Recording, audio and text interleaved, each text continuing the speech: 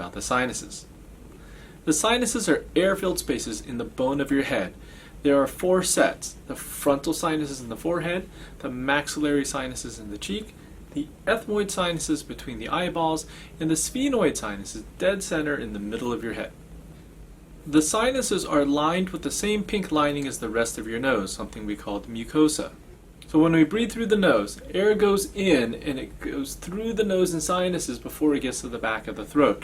The mucosa, as it heats, humidifies, and filters the air, makes it a lot better for us by the time it gets into our airways and lungs. If you've ever had a stuffy nose and you're doing most of the breathing through the mouth, everything in the mouth and throat gets really raw. That's what the sinonasal mucosa is preventing. Occasionally, the sinuses will get overwhelmed and get inflamed and become potentially infected, something we call sinusitis. When the lining or the mucosa of the sinuses gets inflamed and swells shut, then you get a lot of pain and pressure in the sinuses that are blocked. If the sinuses are open, meaning they're not swollen shut and you're producing a lot of mucus, that's when you can get a lot of runny nose or postnasal drips, or a lot of down the back or blowing constantly out the front. Viruses, bacteria, chemicals, pollution, dust, smoke, a lot of things that we breathe in can cause the sinuses to become inflamed. Most sinus infections are caused by viruses and just need time to blow over. If you have a bacterial infection, most of them are going to be pretty mild and also do not require antibiotics. If the infection is severe enough, we might treat a bacterial infection with antibiotics. But for the vast majority of infections, all you need to do is unclog the plumbing, meaning decrease the inflammation, and things get better. That may be using some saline irrigations to help flush out what's irritating the nose. It may be taking some nose sprays or decongestants. It might be taking some allergy medications.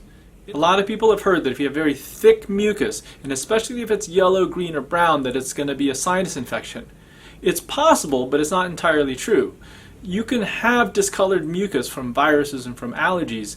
The color itself doesn't guarantee whether or not it's a sinus infection and whether or not you need antibiotics. When somebody develops congestion or a stuffy nose or runny nose or postnasal drip, and even if you get headaches and facial pressure and pain, it might be a sinus infection, or it might just be a bad head cold or some allergies. You can't tell from the symptoms alone. A lot of times a stuffy, runny, drippy nose with pressure and congestion can be from allergies. A lot of patients with sinus issues also have allergies, so it's helpful to evaluate somebody for allergies and even manage or treat their allergies a lot of times before we dive in deeper with more aggressive treatments from a sinus standpoint. If you see an ear, nose, and throat doctor, they can perform an endoscopy or use a little camera in the nose to check out that main hallway, but also look at the doorways to the sinuses. A lot of times that can be extremely helpful in better understanding what's going on. But in most people who haven't had sinus surgery, even with the scope, you can't see into every little corner of every little sinus. So it's not unusual in somebody who has a lot of recurrent or chronic sinusitis to also need a CT scan to know what's going on. A CAT scan definitely will show you everything that's going on in every little sinus of the head. But we don't always get a CAT scan or do a scope. If somebody comes in with signs or symptoms of a simple sinus infection or an acute sinusitis, those types of studies are usually overkill. Once we have a better idea of what's going on in the sinuses, it'll really help us decide what's the best course of action. So sometimes surgery will be recommended and sometimes it won't. Even if surgery is recommended, sometimes it's just one particular sinus and sometimes it's all of them. But sinus surgery covers a very wide range of what can and needs to be done from one patient to the next.